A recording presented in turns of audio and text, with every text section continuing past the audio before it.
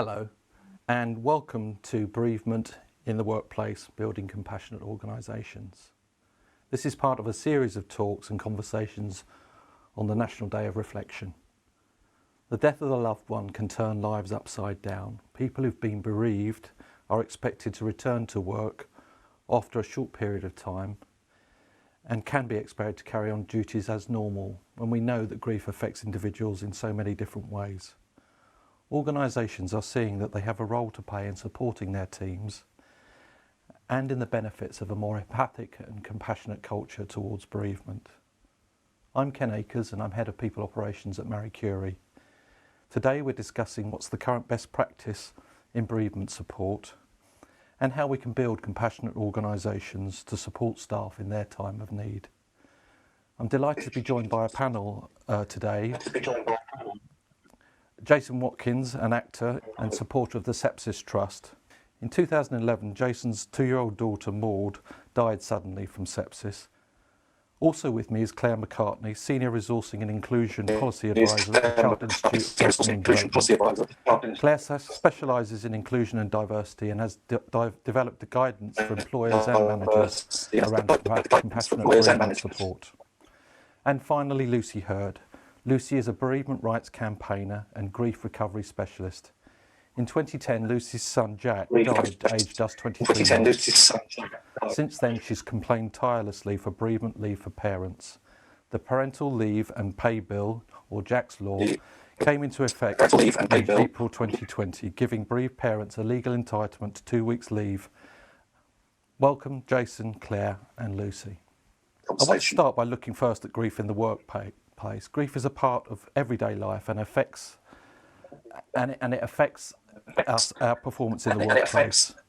It's a significant impact because at any one time, 1 in 10 people in the workplace are bereaved. And this has been compounded over the last year with more than an estimated 7.9 million people of working age have been impacted by bereavement in the last 12 months. That's 24% of the working population. I wonder if we could turn to Claire and ask her a bit more about what support employers can make for people who are bereaved in the workplace. Yeah, well, I think employers have got a really important role to play, and they can do things to support bereaved employees in the short term, but also in the longer term as well. Because, as we know, grief isn't linear. It doesn't have predictable stages, and employees are going to react very differently to their experiences of bereavement, and really this should be understood by employers and respected by employers and colleagues. So some of the things that they can do in the shorter term, first of all, let your employees know what your organisation provides in terms of bereavement leave and pay. That's really important. And it's so important to listen to employees and to acknowledge their bereavement. They may or they may not want to talk about the situation in detail, but actually acknowledging that it's happened and showing compassion is so important. It's also really important to ask an employee how they would like to stay in contact and maintain regular but not intrusive contact with them while they're away from work. And you also need to discuss whether they would like their bereavement communicated to anyone else in the workplace, and they may or may not. And if they would, then who should communicate? The other point is also around acknowledging different cultures respond to death in significantly different ways. So it's really important that line managers check whether the employee's religion or culture requires them to observe any particular practices or to make special arrangements. So those would be the range of things to support in the short term. Right. And then in the longer term, you can think about things like flexibility are so important, flexible working. So individuals may want to have a phased return back to the workplace. They may not want to work kind of all of the days, gradually being phased in. You could also discuss whether a temporary change of duties might be needed. And I think it's so important that managers are open to flexible working beyond that initial return to work, that they're sensitive to requests for time off, especially around anniversaries or other special events.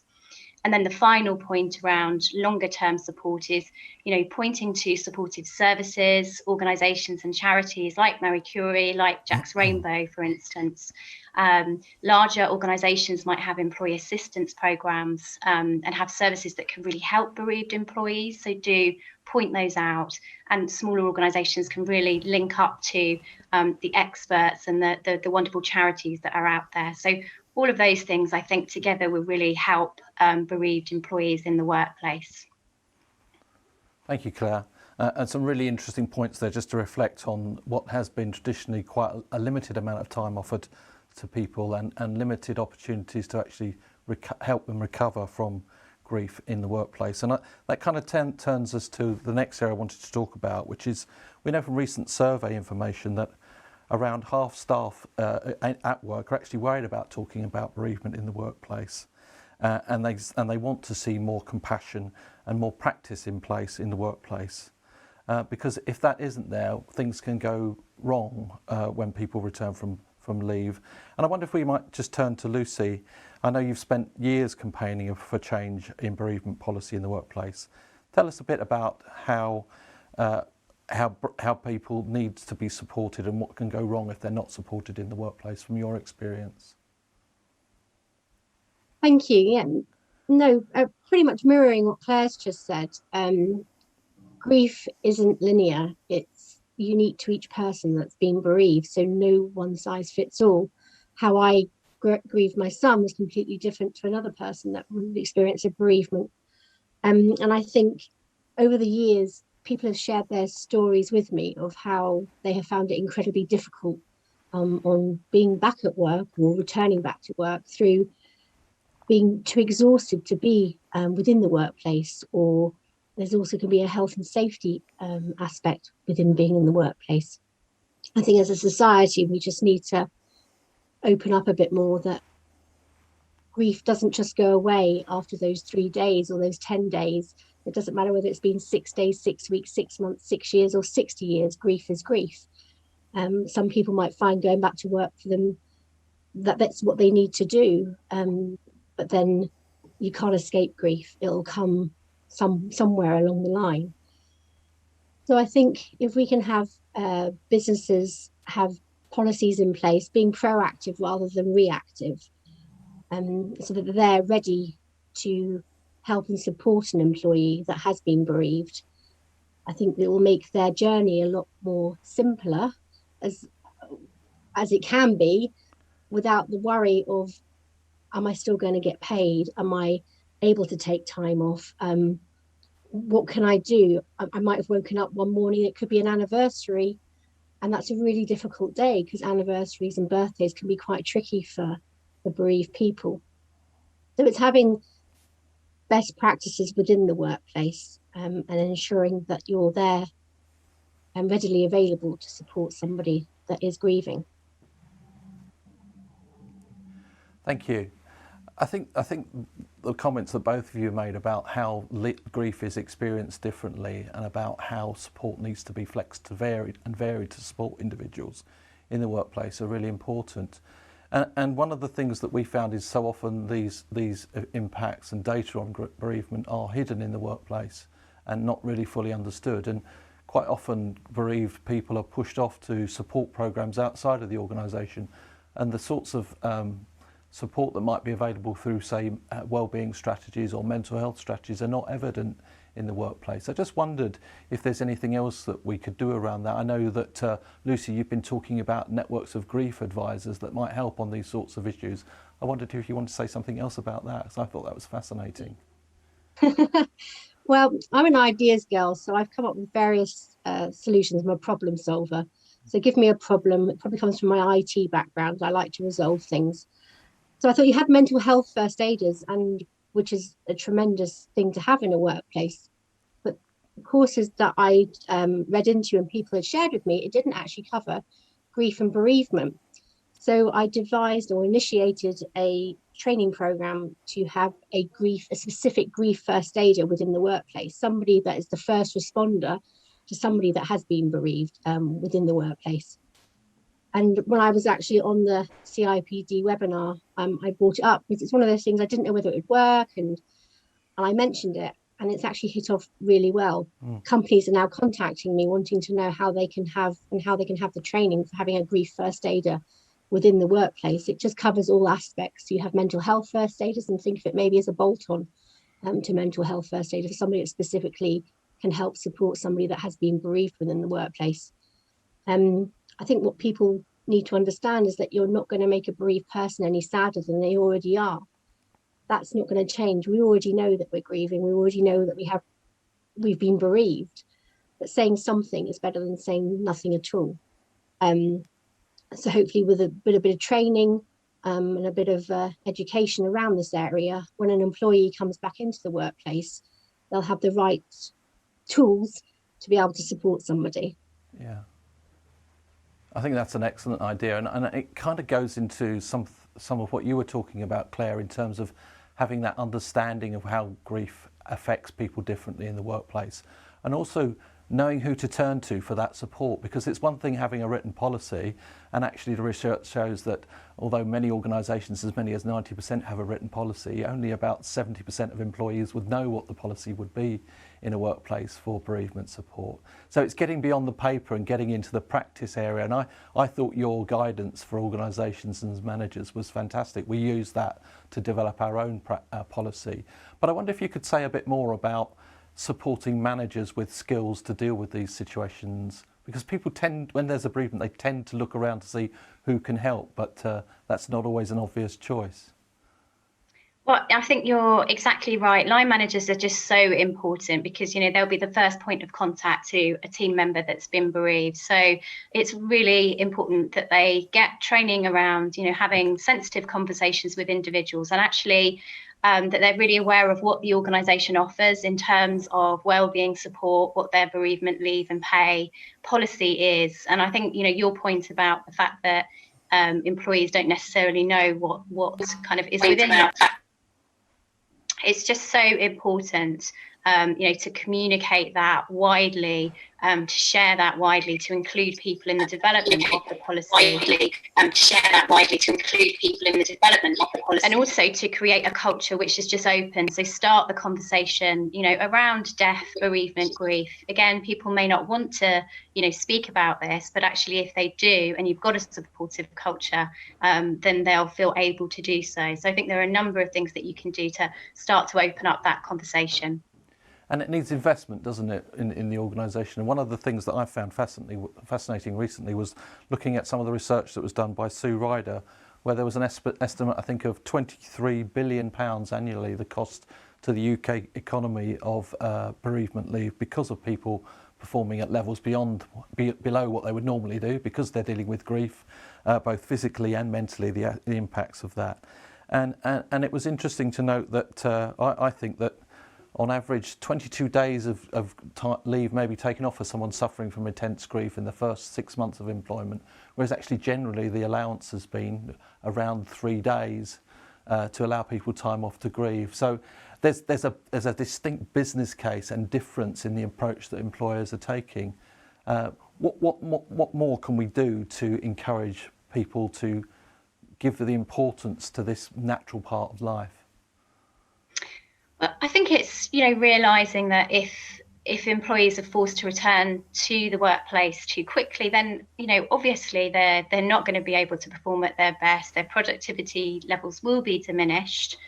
That's, you know, that could be sort of the tipping point for them, and at worst they could actually end up leaving their organisation because they feel completely unsupported. And I think that would be the worst outcome for both employees and also for the employer as well. But actually, if organisations just put some care and thought into their bereavement leave policies and creating open cultures in the way that we've, you know, already been discussing, then people are much more likely to feel committed to their employer. They're much more likely to feel supported. They're much more likely to stay, really. So I think from our perspective at the CIPD, we would just encourage organisations to be as generous as they can when it comes to paid bereavement leave, so that people, you know, are able to have the time and the space to grieve for their loved ones without also having to worry about things like financial concerns or their ability to pay their bills. Yeah. Another really interesting point about that was that when we surveyed people recently, that over half of them said that if they didn't get the support that they felt they should around bereavement, they would actually think about leaving an organisation. So there's a real business case for that. But I was really struck by something that I saw that Lucy had said about, because it doesn't all have to be expensive and difficult. I loved your idea, Lucy, about, I can't remember what it was called. It was the card that was a timeout, where you needed to get away from your desk and just take a moment to reflect. I just wonder if you could say something about that, because I thought it was a really practical but simple idea that we could implement in the workplace. Like I mentioned, I was an ideas girl, so I like practical solutions. So where this came from is that over the years, people have shared their stories of how they've been treated within the workplace. And grief can come at the most unexpected times.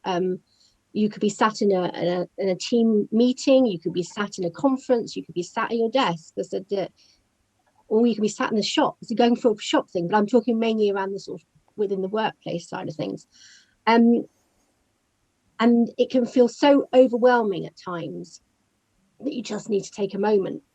So I developed something called Just a Moment card, where human resources departments can give a bereaved employee a little card, and it just signifies that they don't have to explain why they need to leave a meeting or where they've gone from their desk. It's just the reassurance that they've just needed to take a moment away.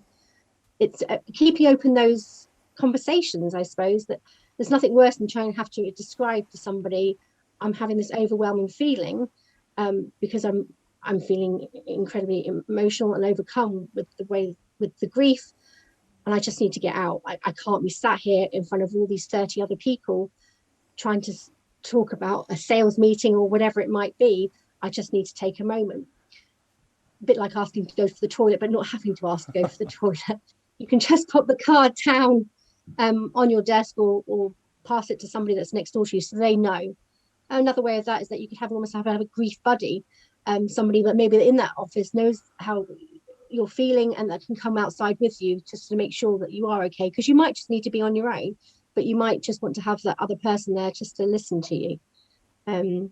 So yes, so practical solutions, there are quite a few within my head, which the world maybe could make use of.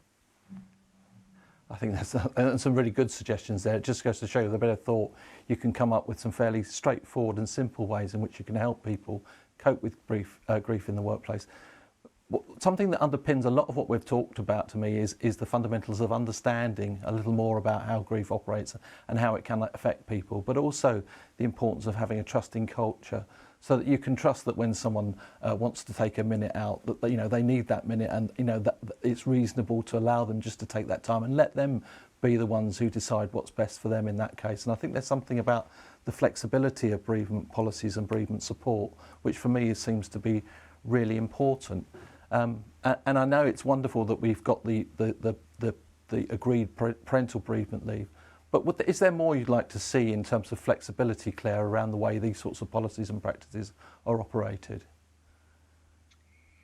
I mean, absolutely, and I know Lucy's going to talk about this in more detail as well. So I'll just start off, and then I'm going to hand over to Lucy as well. But in terms of Jack's Law, which is named after Lucy's son, this is an amazing legislative piece that came in April, and we are really keen to see this extended so that every employee experiencing a close family bereavement can benefit from that. So I think that's something that would be incredibly helpful. But more generally, in terms of flexibility around policies, it is about understanding that, as we've said, grief will be very different for each individual. So let's train our line managers to recognise that, to have individual conversations with people, to think about some of the adjustments that might suit them, and really help support them.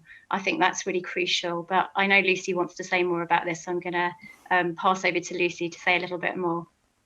No, they know, you're absolutely right. So when this campaign first started back in 2010, it was always my intention to include everybody to be able to take time off from work should they need it. But after lots of discussions with various governing bodies and etc., and I had to pinpoint it to doing it for the death of a child. Yes. And like No, it's fine. Claire Thanks. rightly said, it's amazing that there's something in place, but I'd like it to be extended. So the CIPD and myself wrote an open letter with some various other charities and companies to try to government to see if we could have a discussion on trying to get this extended, because I believe you should be able to take time off from work if you need it. But sadly, some companies aren't as understanding and compassionate as they should be. So that's why I'm really trying to fight to ensure that every bereaved employee is able to take that time off should they wish, and not to be told, aren't you over that? That was 6 months ago, or take as much time as you need. And then when they do take their time off, it goes on their sick record, and then they're finding their P45s on their desk because they've taken too much sick leave. So if we can amend Jack's law to include all close family members to be able to take that time out, should they wish to, then it will protect the vulnerable. But like Claire mentioned, we need best practice. So we want people to be naturally compassionate and have the various things in place to support a bereaved employee, because it's a life-changing event for you when you've been bereaved. And I've always said that if you're going to put so much money into somebody and training them, why not give them that little bit of flexibility and compassion for their new way of life? I think, like I said earlier on, at times grief can be overwhelming, and these feelings can happen at any point.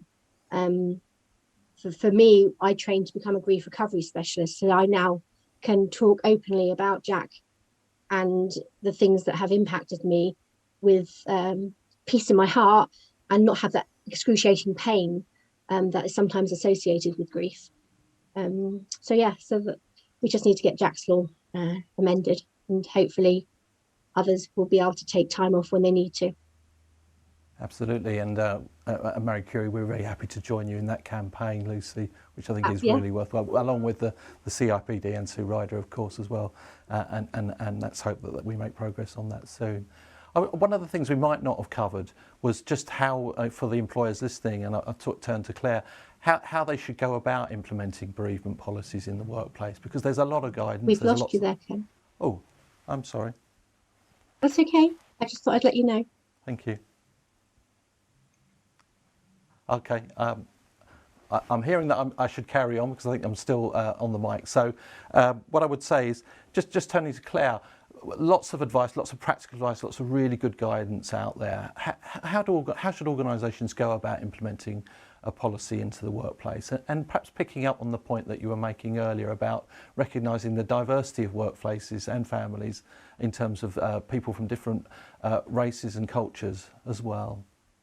Yeah, I think such an important point. So I suppose, first of all, I'd say I think it's a really good idea for all workplaces to have a policy, a bereavement policy in place, which covers your approach to bereavement support. And the things that you might cover are how you report a bereavement, what you offer in terms of bereavement leave and pay, your process for return to work, and also linking to some supportive services and resources. And your policy should provide support and guidance for employees who've been bereaved, and also for the death of an employee as well. I think in terms of your point around inclusion, such an important point. So really helpful to involve trade union reps, if you have them, if not staff representatives, in developing a policy. If you have employee resource groups, then also great from an inclusion perspective to include them. They're going to have some fantastic ideas about what support will be most helpful and how this can be communicated to employees. So I'd do a wide kind of consultation and involvement to make your policy as inclusive as possible. And then I'd couple that with training your line managers, so you're creating that open culture. But I think probably the thing that you really don't want is to have a policy, which is great, but it sits on the shelf, and one that employees and line managers don't really know that much about. So it's so important to communicate the policy, but as we've talked about already, to create that open culture where people feel that they are able to talk about death, bereavement, grief, if they want to, because we recognise that not everyone will want to, but if they want to, they'll feel supported to do so. And I just wanted to say, that we're very happy to be supporting the National Day of Reflection, and we've used that today internally at the CIPD really as a springboard to start and develop our conversations around supporting people that have experienced bereavement, and we observed the minutes silence together, but remotely, as we have been all year, at midday. And we also had the opportunity to hear from our wonderful CIPD choir. And we, like many other organisations, have lost loved work colleagues in recent months, and this was a really great way of honouring their memory and supporting, everybody who's had losses. Yeah. Absolutely echo those thoughts, and it's an opportunity, isn't it, for employers and employees alike to reflect on how they can continue to support each other in these difficult times and in the years ahead, and learn from this.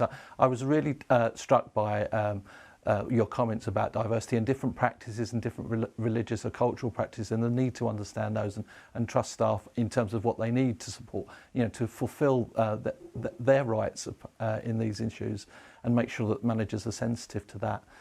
And you touched on another, what I really loved about the guidance as well was that bit about immediately knowing how to deal with issues in the workplace, how to report a bereavement, who to go to, what to say, because that can be almost the most difficult time when someone is bereaved at work, or it becomes known that someone's bereaved, and knowing what to do and who to go to and getting that right is such an important thing.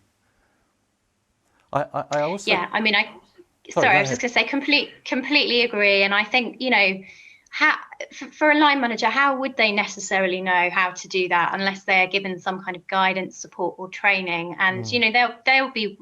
Most people will want to do the right thing, but they just need a bit of support doing that. So that's why we created the separate line manager guidance, to help them in that. Yeah.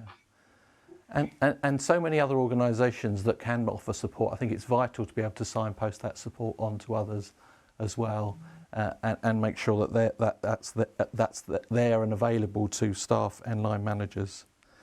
So, thinking about the future, the campaign for Jack's Extended Law, what else would you like to see differently in terms of grief in the workplace and how that's supported generally? I wonder if I could turn to you, Lucy, and see what your thoughts would be on that.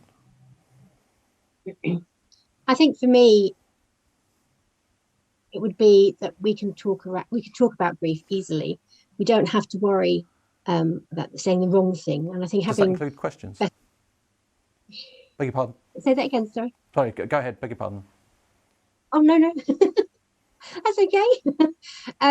No, so having best practice and be able to talk about grief without worrying whether you're going to upset the person that's been bereaved, breaking the taboo.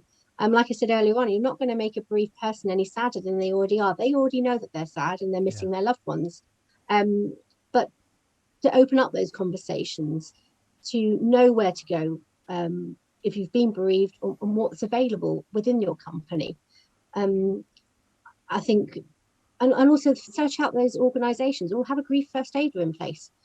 Search out those organisations that can help you support a bereaved person. So I said, grief is exhausting, and it doesn't just go away straight away.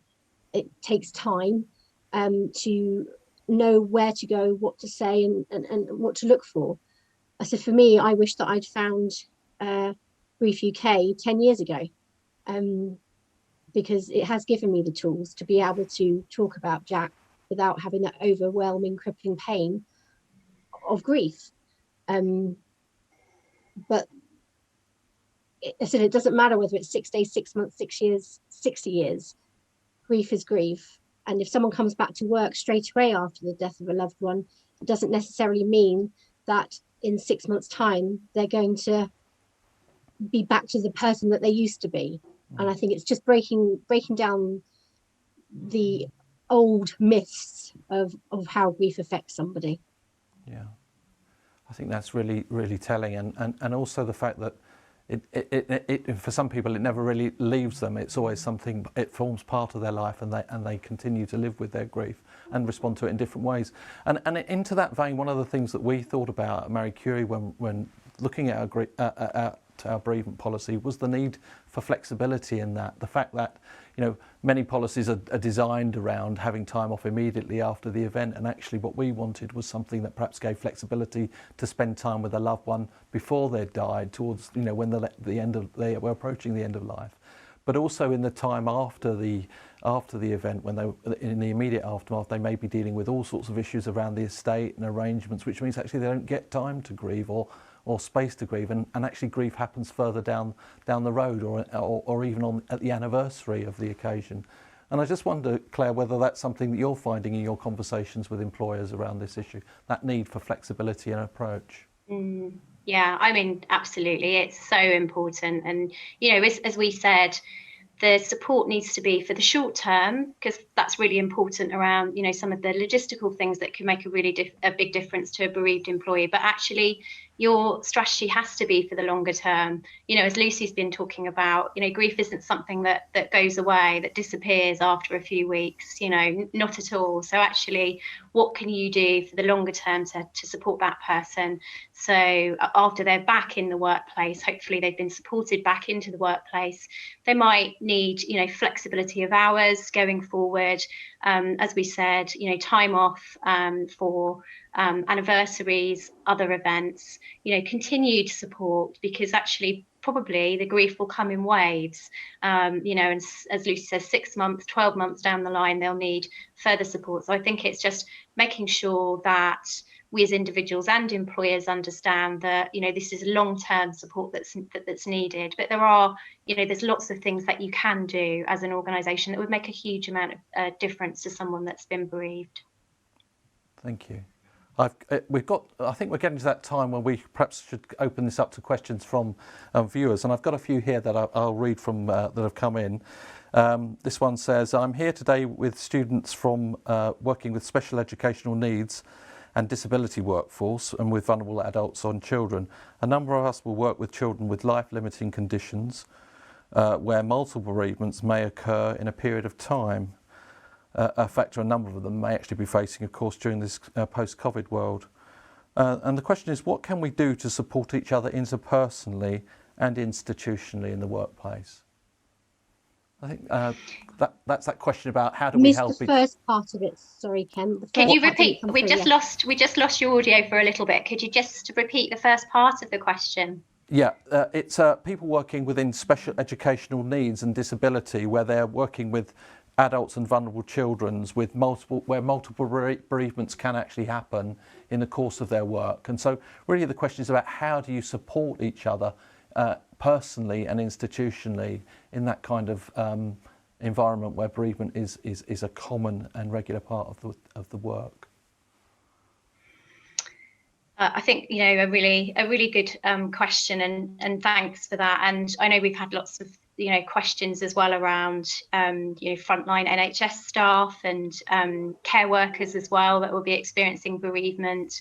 I think it's really important to have, if those organisations have any type of counselling or support, wellbeing support that they can help their employees with, so at kind of an institution level, that would be really helpful, and making that clear to employees. But also, there's lots that we can do to support one another, checking in on one another, seeing if there's anything practically we can do to support one another.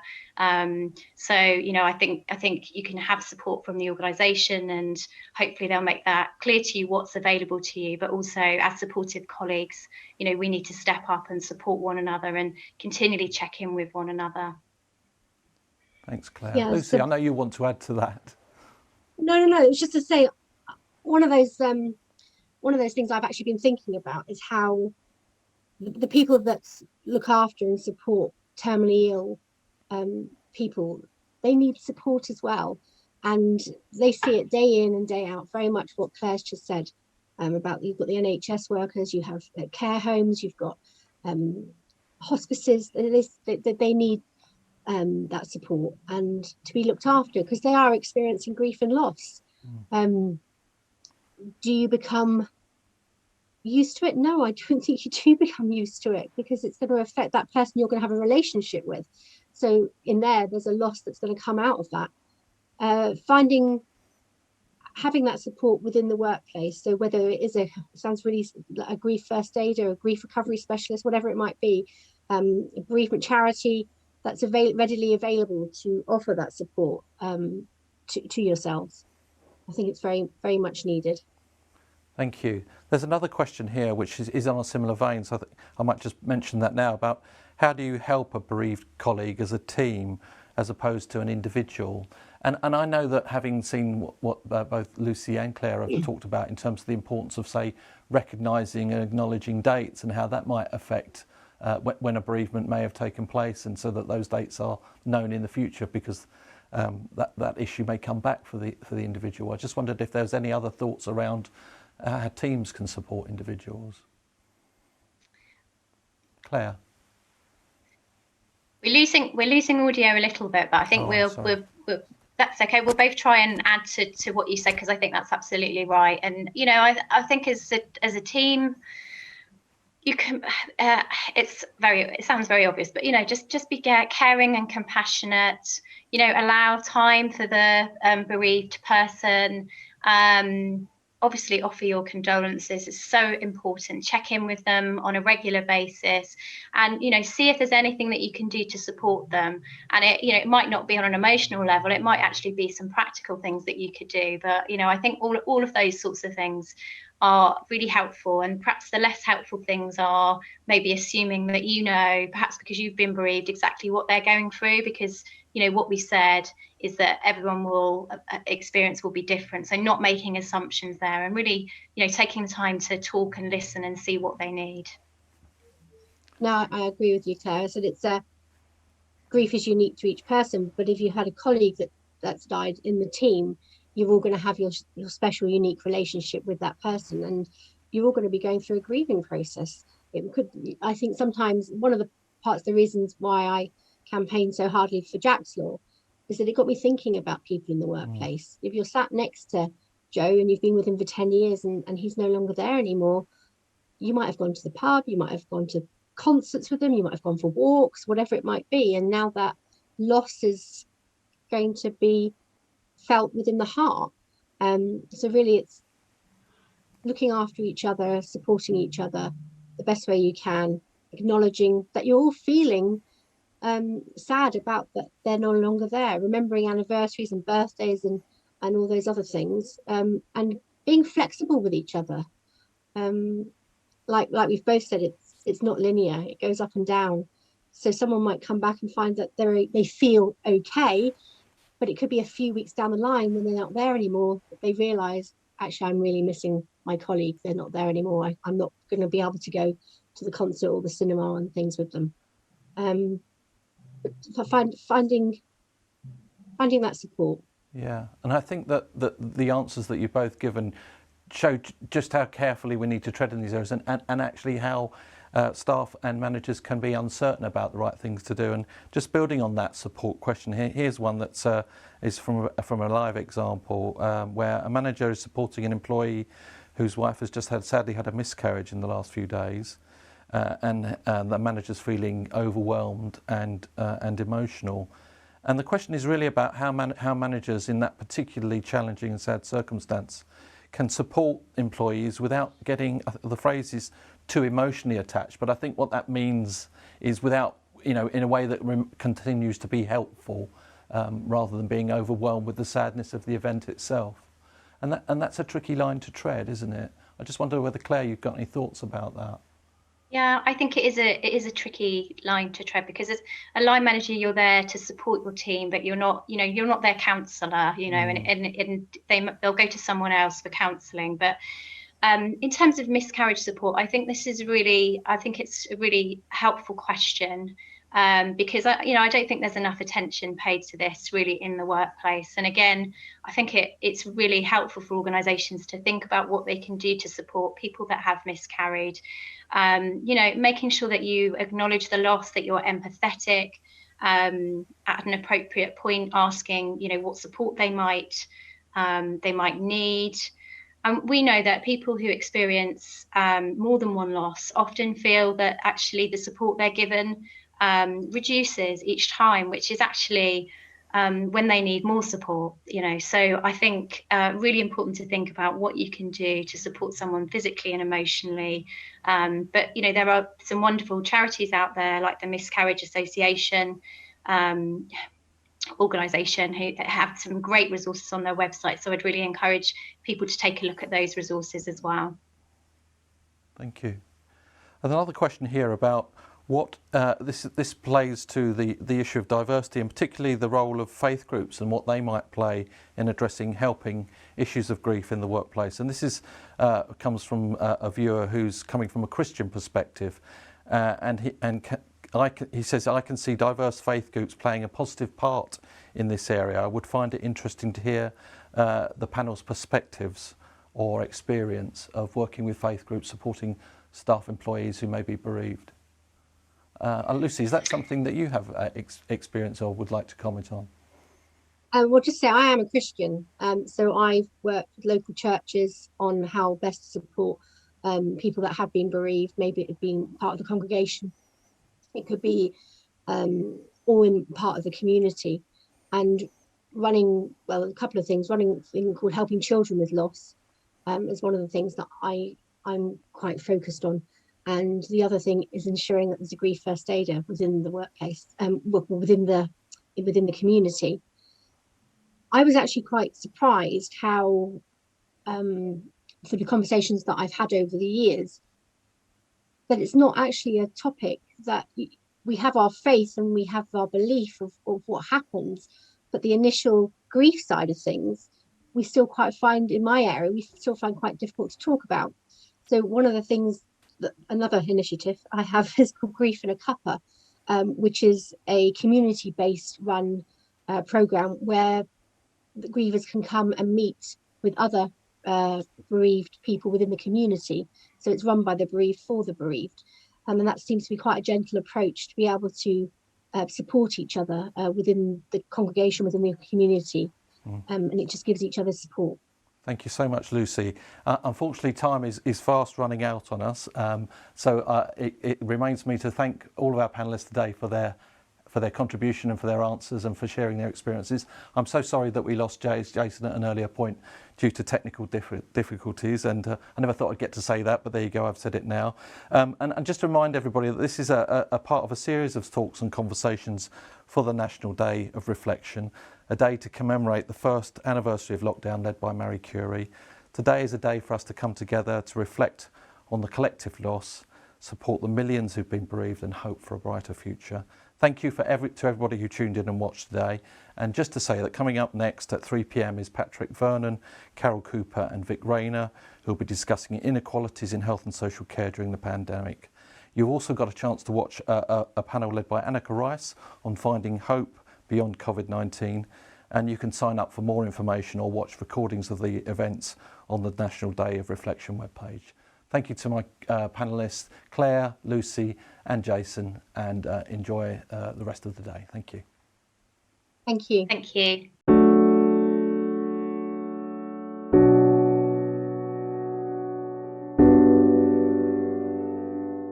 Hi, my name's Ken Akers and I'm Head of People Operations at Marie Curie. We're talking today about bereavement in the workplace and how we can achieve supportive organisational cultures to support staff who've been bereaved at work. I'm joined today by Jason Watkins, an actor I know you'll be familiar with from series such as The Crown, W1A and Line of Duty. And Jason's a supporter of the Sepsis Trust, raising awareness and educating professionals to help save lives as a result of sepsis. In 2011, Jason's 2-year-old daughter Maud died suddenly from sepsis. And Jason has spoken openly about how grief has affected him and his family. And I'm very pleased that he's here today to talk to us some more about his experiences and share with us how that's impacted him in the workspace. Welcome, Jason. Hi, hello, nice to see you. Okay, thank you, Jason.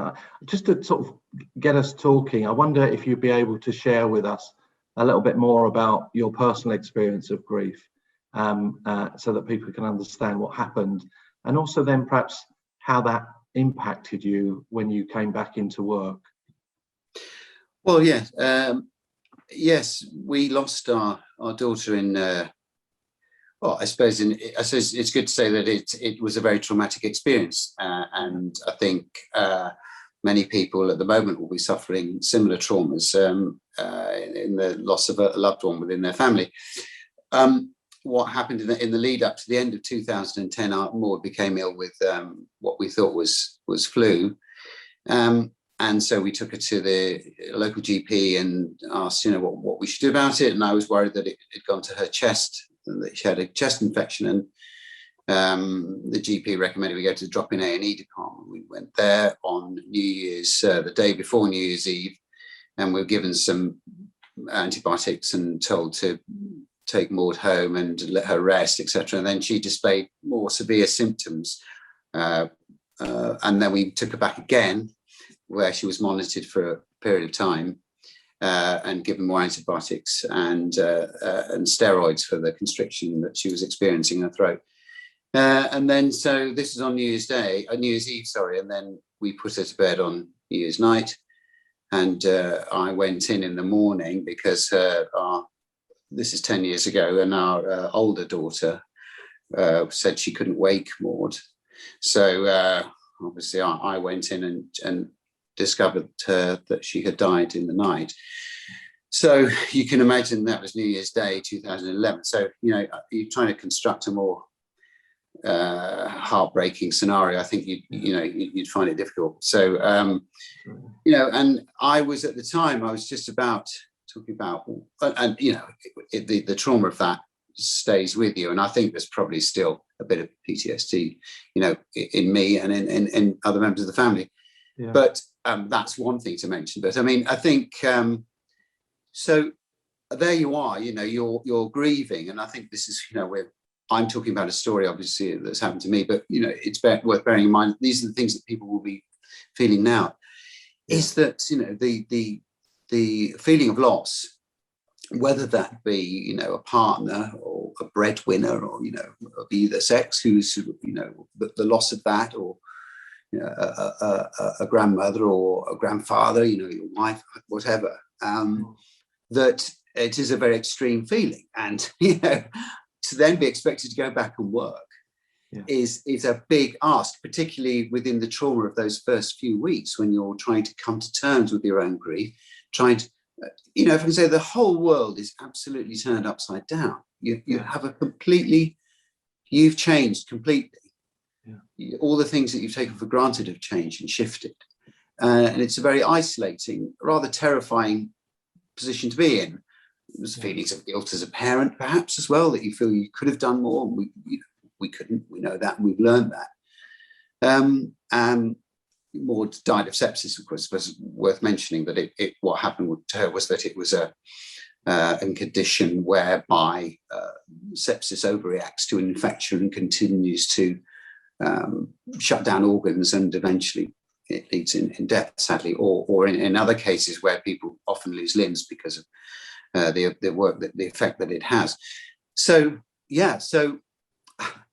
in terms of, I was probably quite bullish, saying, right, I'm going to drag everybody through this, and I think it's worth mentioning as well, because as we meet people that are bereaved and grieving now, sometimes early on there's this rush of energy where you can see someone's really coping, and then you think, well, they're doing really well, and of course, a couple of days later they're absolutely back where they started, and there's a sort of strange coping mechanism where you think, right, you get all this energy, you're almost born again, that you can make things work, and that of course belies inevitably this undercurrent of grief.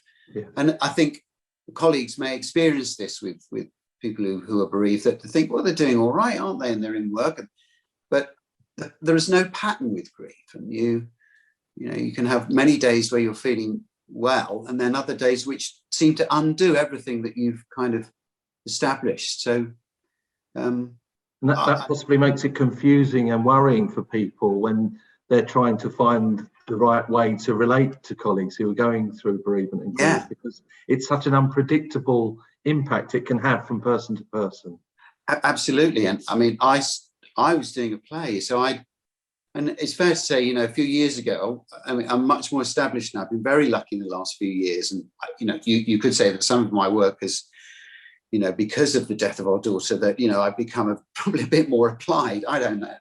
You know, I mean, I've certainly got a real appetite for work and for perhaps life's more vivid. I don't know, but not to be recommended, of course. But I mean, but at that time, I didn't have the kind of security, but perhaps. So I thought, well, I've got to work. I have to work. And I was doing a play in the West End, and I was rehearsing it, and we decided that I should try and work. This is within a week. You know, I thought, well, we need the money. We need to, you know, I'm self-employed. There's no security net. There's, you know, it's difficult to you know, protect your income when you're not earning a lot of money over many years working in the theatre. And, you know, it's not like a corporation where you've got it. It's completely different. And, you know, it's difficult to plan in that respect. Very difficult as a freelancer to plan. Yeah. So, you know, you live by hand to mouth often. You think, well, you get a bit of money, you spend it, you try and make it work, and then you're out of work. And so it's unpredictable. So in terms of grieving and a kind of consistency, it's difficult to think, well, I better go, I better work. So I started working and started rehearsing, pretending to be somebody else while I was trying to cope. Yeah. And I thought I was doing really well, you know, because I felt I had to. But of course, I had to do things like, and again, this may reflect, you know, I had to have conversations with coroners and work out how I was going to tell my wife. I was talking to the coroner, so I didn't want to, on a phone call, talk to my wife and say, you know, we're going to have the autopsy on this day. This is the result of the autopsy, when you're talking about your 2-year-old. So I had to leave rehearsal, go home and talk to her face to face, and, you know, and tell her, and you know, you don't want to go into work. So the decision was taken away from me by our director, you know, Dominic Coleman, who said, you know, this isn't working, is it? And I went, no, it's not. Yeah. So I then had 3 months really to cope, but you know, it was a real worry, and some friends gave us a bit of money and kept us afloat. Yeah. So I mean, incredibly challenging for you in that unique position, and or as an actor, there will be many other people across the country in similar types of situations where, you know, that they earn from one job to the next, and that's an unreliable, not unreliable, but it's not an income stream that you can predict necessarily, and you've got to be available. So the pressures to get back into work and actually, in a way, almost take acting to an extreme and sort of pretend that you're not being impacted by something very real that's going on in your life. I mean, you're pretending on top of pretending. You're pretending to cope. You know, you're trying to do your best to cope, and so you're sort of performing even before you're performing. I mean, and thinking back on it, it was a very, very you know, difficult, traumatic time, and I was glad to be able to have that, you know. And I think what Lucy's doing now is great, you know, trying to get, you know, statutory amount of time, and I think for anyone who's at work, there needs to be an amount of time. And I know that it seems to be down a lot with corporations, is their opinion of what is the right amount of time. But I think for men and women, those who are working or not, or whether they're both working or one of them's the bread, whether, you know, male or female, that, you know, there needs to be a considerable amount of time available to freelancers. And I mean, this is a whole other story, but you know, I think that one should be able to apply for some kind of government help. We tried. I mean, that was the thing we tried to.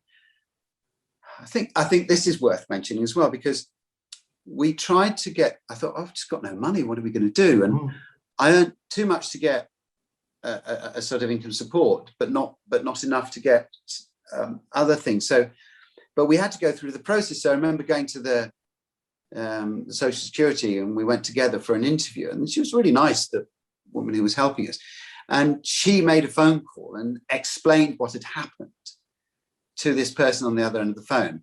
We were then handed the phone, and then another person asked us what had happened. So we had to go through what I've just told you about, how our daughter died. And, you know, that was having to repeat over and over, the trauma of what we've been through to try and qualify to get some aid was really horrific and very difficult. And, you know, so that was cruel, I think. And that process, if you can imagine that as an employer, thinking, now, how much do I need to know about this? What can I do to help this person through this without having to revisit? How much information do I need to know? How many boxes do I need to tick? Or can I just take a view on this? Yeah. So, I mean, that's an interesting thing in itself. So, absolutely, and the trauma of revisiting that very personal, very immensely difficult situation with so many different people that won't understand this, what you've been through, and how many times you've had to explain that. And it was interesting reflecting on the conversation that we were having with Lucy and Claire. Even in the corporate world or in the sort of regular employed world where people are salaried or paid week to week, support's been very minimal for this very natural part of life, which is bereavement. You know, as natural as being born is that people will die, and that needs time. That's not a mental health issue. That's not an illness. It's just the impact it has on people. I think you described that so eloquently and well for people that people will relate to. And so if we're thinking about the future, we really need to think about how bereavement impacts people in all walks of career and in society. And I think that's a really interesting point you're making there. Yeah, yes, you other cultures treat death differently. The death perhaps is more present within the culture, and there are more easily accessible ways of providing comfort within families, let's say. You know, I know Iceland has a particularly unusual way of honouring the dead, and I think the body is very present in that process, and in other cultures. But perhaps we have a different view, perhaps, and it's less entrenched in our certainly in our workplace environment within families. I mean, there are different cultures in our wonderfully mixed society that have different views and help each other through that period of grief, which is what we're talking about. But when you get into the workplace, it does seem to be less understood. I mean, some of the work that I've done with families, you know, you hear stories of, you know, somebody going into the boss saying, I'm having a really bad day, and the boss saying, oh, so I thought you were over that now. You know, this is within a few months, and you know, you're never over it. And I think there's an expediency perhaps about productivity and working and all those things that businesses need to keep going, and sometimes the pressure on employers and bosses to keep the numbers up. It can be a shortcut when really you need to spend time with somebody who's grieving. I mean, I remember my first job was to do a little film. I went to do a little film, which I found incredibly difficult. Just a little BBC film. And all the things, again, that one is familiar with were all slightly changed, you know, or when I was filming in Manchester, so I was away from home. That was a bit tough. And, you know, you think, do people know? I think that's not worth mentioning. I was just thinking before we were speaking, who knows about what's happened to me? How am I going to broach this? What do I say? Shall I preempt everything? I think Clara, my wife, she likes to say, listen, I've lost my child. You know, I'm grieving, it's very difficult, or she'll preempt it, you know. Whereas I was in a mixed bag. Some days I felt I could, other days I didn't want anybody to know. I wanted to get my head down and get through the job and cope. And I know that's difficult for colleagues. You know, how the hell am I going to deal with this? Yeah. So, you know, it's just having an ear out, isn't it? And just trying to be sensitive to what I think what you're saying there for me brings out two of the really important things that came out in our other conversation. One about just the fact that grief has an ongoing impact and it can be variable, and actually the cost of that to society in terms of the treasury is a staggering figure when you actually try and put money to it. I think Sue Ryder put something like 23 billion annually to the cost of bereavement. So this is having a huge impact, and that kind of then leads on to that next theme in what you were just saying around how do we support people to help them get back to their best? You know, not only in the day-to-day support for colleagues knowing how to talk to someone or how to respond to someone who's been bereaved, but also for the person who's been bereaved themselves. How do they walk into a new role and you know, and deal with the issue that they're worrying about? And you know, it feels like you've really had to find your way with that in the roles that you've been doing, and yours is perhaps unique because you've got lots of different roles, so you're experiencing that more than people will do perhaps just going back to their normal place of work. Yeah, there's lots of, as a freelancer, you're going from different job to job, going from group to group. Yeah. You know, the next job I did was a show called Trolleyed, which somebody may be familiar with. You know, it was a comedy set in a supermarket, and I played the manager. You know, and my good friend Jane Horrocks, who I trained at RADA with many years ago, and we sort of, you know, we weren't close friends, but we kept in touch. You know, it was great having her there. So, and she said very early on, you know, listen, you know, I'm here if you want to talk about it, which, you know, was really extraordinary, you know. Yeah. And so I was lucky to have, you know, somebody like that. And, you know, that is all it takes. Yeah. And it depends who you are. It's difficult to read the signs, and we just discussed, haven't we, how difficult and how different people grieve. But I think that is a key thing. Say, listen, if you want to talk about it, I'm here and I will listen. I think that can be from management, that can be from whatever strata. That's such an important thing, I think. And I'm just thinking about all the jobs that I did subsequently, that person was a real asset. And if that was in some way instilled in practice, that, you know, there is somebody there who, you know, is able to help in that way. And I don't know how many times we had these conversations. I mean, I have to say there was one really difficult day when there was, you know, you have SAs, and because you're in a supermarket, there are families and prams and babies. So, you know, there was a baby, a doll was left just casually, you know, on a table in between takes. And it just looked like, you know, it looked like a dead child. So things like that.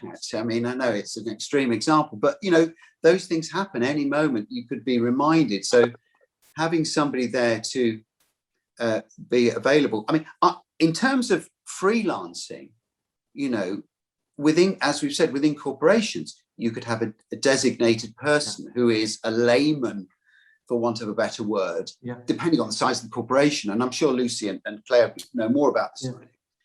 But I think there's some really hopeful things in what you've just said to people who, you know, who are worried about doing the right thing and saying the right thing and not being intrusive and wanting to be supportive, and people who are bereaved are going through a whole maelstrom of emotions and grief, of course, but others around them who would value them and want to support them will also be uncertain. I think those simple words of saying, I'm here to listen if you want to talk, and having the courage to do it, that's the important thing to do. And maybe it might be a difficult conversation. Yes. And this person may appear to be resentful, but the chances are they won't be. It'll be a reaction against being reminded, or a reaction against the difficulty of it. But you can bet your life they really will appreciate it, and they will come to you. I mean, and that is it's an ongoing thing, particularly at anniversaries and times when, you know, the birthday of the person you lost and the day they died. And with me, I've worked on the days on Maud's birthday occasionally. Once I it just crept up on me, and then we got into a schedule. I thought, I can't not go to work. I have to. You just have. There's so many people involved. Yeah. And I've been caught out myself and had to take myself away for 20 minutes to get myself back together, because those days are very difficult, and they're things to be registered and clocked. And that's all part of an armory of being able to offer help. Yeah. And what I also liked about what you said was that general awareness and sensitivity. I mean, you used a really poignant example there of the doll. And for someone who hadn't perhaps known your backstory, that wouldn't have been obvious to them that could have been really devastating to you. But Yeah. there's that bit about just being aware of the impact that things might have on someone who's bereaved and be ready to make those changes. The thing I also felt was encouraging about what you said is, not everybody's employed by a corporation, but or by a company, but if companies took a role in spreading good practice amongst their workers, that has a way of filtering out into society at large, doesn't it? Because people then talk about what's the right thing to do, and you grow that knowledge base in the wider world. Yeah, and I think at the moment, because there is so much bereavement and loss, that perhaps the reticence in the past has been because it's so painful. Yeah. It's a little bit like mental illness in many ways, isn't it? The way that we approach mental illness. Often it's not talked about because it's a frightening prospect. It's a difficult, unpredictable, frightening prospect, as is grief. And so it's like, let's just not talk about it. It's best not to talk about it. He can just get his head down and just get through it and go home and it'll be fine. That's such a draconian and unrealistic view. And you're right. The hope is that people understand that, just being there for somebody, being available is a start, and that it's not you can't brush it under the carpet because it's so prevalent now, because so many people have been affected. And really we can use it as an opportunity to change the way that we look at grief. And it's not terrifying. I mean, if I say to you, I think often when one goes to a funeral of a friend, I often come out thinking, I really got to make the most of my life. I've got to help some people who are suffering. I really wish I'd got to know that person better.